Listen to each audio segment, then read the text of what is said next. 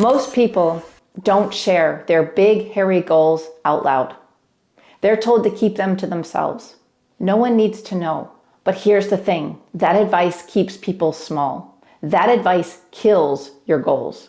So today, I'm doing the opposite. I'm sharing my big, hairy goal with you. And my goal is to make $1 million in the next 12 months. And before you click away thinking this is just about money, it's not. It's what I've learned about goals that will completely shift how you see your own and how you can actually achieve them, and faster than you ever thought possible. Think about it this way. If you can't even say it out loud, how can you expect to achieve it? How will your brain separate it from all the thousands of thoughts that you think a day, all the random thoughts, all the repetitive thoughts? How will it know that that goal is special, that it's meant to be heard? It's not just a rambling thought, but a goal declared, said out loud, is a claim. And then the real test is when you say it out loud and you have someone look you in the eyes and say, "That's foolish." And you stand tall and you reply, "Not to me, I'm going for it." That moment builds resilience for your goal. And that also builds resilience for your self-doubt when those words are said to your very self inside your brain. So building up the resilience outwardly also builds up the resilience inwardly. And you don't have to start with the whole world, right? Start small, start safe. When I set my YouTube goal, I wanted to become a full-time content creator. I'd lost my job. I told my husband and I told my kids. My husband, the Viking, not so keen on the idea. My kids, over the moon. They were so excited. So I shared more with them. Every win, every step forward, we celebrated together. We went out for ice cream, we did quick runs to the donut shop, whatever. We celebrated. And that's the point. You don't need to scream it from the rooftops, but you must speak it somewhere. You must practice owning it. Even when people don't get it, even when they doubt you. So many people doubted me. I was going from architecture to YouTube in midlife with 3 kids, 3 mouths to feed. Like, what? Are you crazy? Yes, apparently I was, and it worked. So you must stand tall, right? Because if you never step into your goal fully, you will never achieve it. I know this as a fact because I've been on the other side. I've written down plenty of goals. I've never reached them. And the truth is, I didn't reach them because I was too afraid to even admit to myself that it was okay to want them. The moment you declare it, everything shifts. You've already taken step 1, the most important step. You've told your subconscious mind, I believe this. I believe this is possible and I'm going for it. And here's another way to think about it or to look at it. It's easy to dismiss a big goal as impossible until you see someone else do it. That's what happened to me. I saw a woman on YouTube documenting her journey to monetization. She hit it in 10 weeks. And I thought, if she can do it, I can do it. And I did it in the exact same time frame. I got monetized in 10 weeks, just like her. Then I saw another woman on LinkedIn. First year, she made 100K. Second year, 1 million. And I thought, so why not me? This is the key. Find evidence that what you want is possible. Collect proof. Borrow confidence from other people's proof until you have enough of your own. Because when you see someone else succeed, it doesn't just prove possibility, it proves probability. Probability that it can happen, probability that it will happen. And I don't just look at strangers either. My own mentor has achieved everything I'm working towards and more. And he's done it recently. More proof, more confidence. And honestly, he's my biggest cheerleader for my success besides my Viking and my kids. Now, you might be tempted to dismiss proof by finding differences. Silver and Solo was the YouTube inspiration for me. She was older than me. I could have said, well, she resonates with the older crowd. I can't do that. She resonates with the single, living alone older crowd. I definitely can't do that. The LinkedIn girl, half my age, no kids, no midlife responsibilities. I could have said, well, of course it's easier for her. She has less responsibilities. Or she's on LinkedIn. She's not even on YouTube. How do I even know I could do it with YouTube? It's different platforms, different results. But here's the truth. It doesn't matter. We all have advantages and disadvantages. What I lack in time as a mom of 3, I make up with hustle and 20 years of life experience. What she lacks in experience, she makes up for in her time freedom. You don't need proof from someone in your exact circumstances. You just need proof that it's possible. Because if there's proof, there's a way. But here's the thing. Even with proof all around us, most people still don't go after their big goals. Why? they usually blame it on fear. The real reason most people don't choose to chase big goals isn't fear. It's lack of faith. We waste so much energy worrying about outcomes we can't control.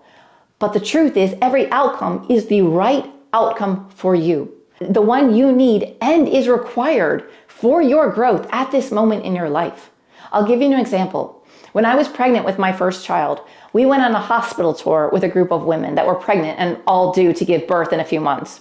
One of the women turned to me looking absolutely terrified and said, "Aren't you scared of the pain of giving birth?" And my answer was no, not at all. It's not because I was fearless, but because I trusted life, because I saw millions of women have babies every single day. It happens, it works, it's natural, it's nothing to fear. If this baby was given to me, then I was meant to walk through this experience. Did I know how it would go? Would I have the perfect birth? No.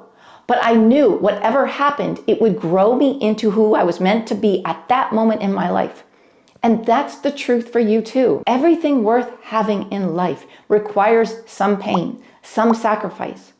But pain is temporary.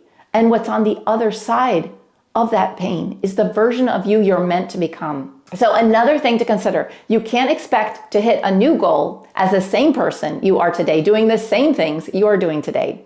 Big goals require change. And it's the exact reason why I'm setting such a huge goal for myself. I want to see who I can become in this process. That's what it's about for me. It's not about the money. It's about who I need to become to be someone who is capable of making $1 million in 1 year, right? That's the journey. That's the exciting thing. That's what I want. I could care less about the money part. It's going to be uncomfortable. Change exposes our insecurities. It pulls us out of our comfort zone. It forces us to question who we really are. And for me, that identity of that question shows up around money. That's why I made this goal a money goal. For most of my life, my story has always been, I don't need much. I'm fine. I'm happy with what I have. And there's evidence of that everywhere in my life. I drive a 20-year-old hand-me-down car. I don't care about material things. If I spend any money, it's almost always on education or things for my children. But lately, I've been asking myself, is that story, that identity actually mine? Or is the version of me that learned to play small? Because here's the truth. Humans are designed to grow. We are meant to evolve. So why would I allow myself to grow in some areas of my life, like health, relationships, and family, but stay stagnant in another? Because that stagnancy is poison the other areas of my success. It's like saying, I'll fix this when this is better. Or I'll fix my marriage first, and then I'll look for a better job. But what if pursuing the better job required you to step into a stronger version of yourself, to speak up for yourself? And that new strength was exactly what you needed to bring back to your marriage, but it was easier to do at work, to grow that work environment. And then once you've grown that muscle of strength and standing up for yourself, you go back to your marriage and you're able to do it there too. So growth in one area fuels growth in every other area. And here's the funny thing, I actually hate making videos about how much money I make. They've always felt soulless and shallow. But the truth is, those are the videos that expand my reach. Those are the videos that always, no matter what, go viral for me on my channel. So to limit myself because it makes me uncomfortable, to cut into my potential impact and reach because of my own judgment and insecurities around money and stating it openly, that is foolish. I don't need to shy away. I need to step up. I need to own it. Do it in a way that feels aligned to me. Because think about it. None of us would ever turn down winning the lottery, right? So why would we turn down the more respectable way of creating wealth? By working for it, by earning it, by making impact, by building it. And here's another way to think about it that blew my mind the other day. I have no shame stating to the world, I want to be as healthy as I can, and paying for fitness courses, certifications, or coaches in the fitness realm.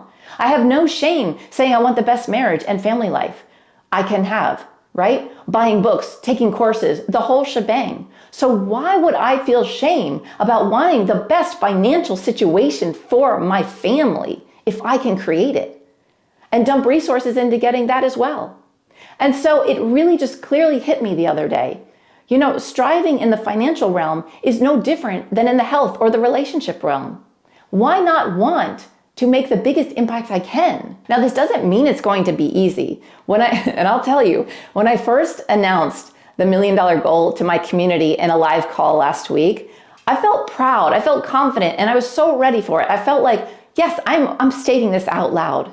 Later that night, can I tell you, nightmare after nightmare. People judging me, saying, you've changed, you're greedy, you preach authenticity, but all you care about is money. You've totally changed, I don't even recognize you. And all night, I was defending my goal in my head. And that's when it hit me like a pile of rocks.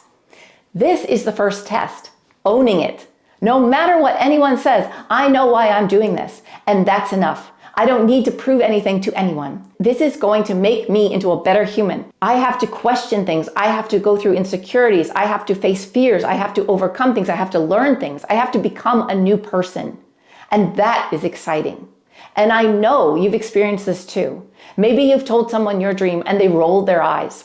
Maybe you shared a goal and immediately felt the urge to backpedal, to shrink, to make it smaller. Well, actually, I don't know if I really want it. I'm thinking about it. It would be nice. I know not everyone can, I know the possibility is low, but blah, blah, blah, right? Maybe you've stayed silent because it was safer, but silence kills goals. And here's the biggest thing.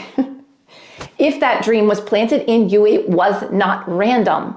So let me ask you, what's your $1 million goal? Because that's the one you're meant to grow into. That's your goal. And do not let anyone stop you from that. And here's another piece that will test you once you start owning your big goals: judgment. Years ago, I used to listen to Brooke Castillo from the Life Coach School. I'll never forget when she told her members, I want to expand my business so we can make millions. And not 1 ounce of me thought, wow, must be nice, or her membership quality is totally going to decline, or who does she think she is? None of that. I was inspired by her boldness, by the way she spoke her goal out loud without flinching, with total seriousness and total like she could achieve it, energy behind it, right? But let's be honest, not everyone reacts that way. I react that way because I love seeing people succeed. And that is why I do this job of helping people to succeed. It is my biggest passion. But sometimes when someone else shares a big goal, what rises up in us isn't inspiration, it's jealousy. Now, here's the thing. Jealousy in itself isn't evil. It's a compass. It's showing you exactly where you've been told to shrink and where you're actually meant to grow. Because the voice that says, who do they think they are? That's not truth. That's conditioning. That's our past. That's our cultural conditioning. That's the victim voice. And you are not a victim of this life. You are capable of great things. And the moment you flip jealousy into inspiration instead of resentment, you'll stop watching from the sidelines and finally step into the arena and play the game and win the game.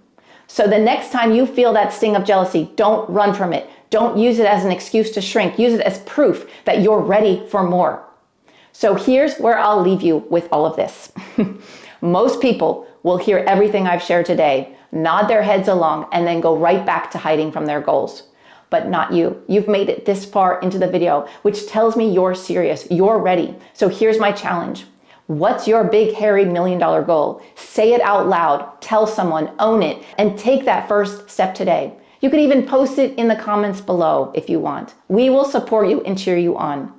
And if your big goal is to grow on YouTube and finally turn it into a full-time business, I've just opened up a brand new 6-month program that's designed to help you do exactly that. There's a link in the description below where you can find a video to learn more about the program. And lastly, your version of the $1 million goal starts with owning it. State it out loud today. Tell someone. And stand up when they tell you you are a fool. Because they are a fool for not going after their dreams. And you are awesome for going after yours. Okay, thanks for watching, you guys. Have a great day. Bye for now.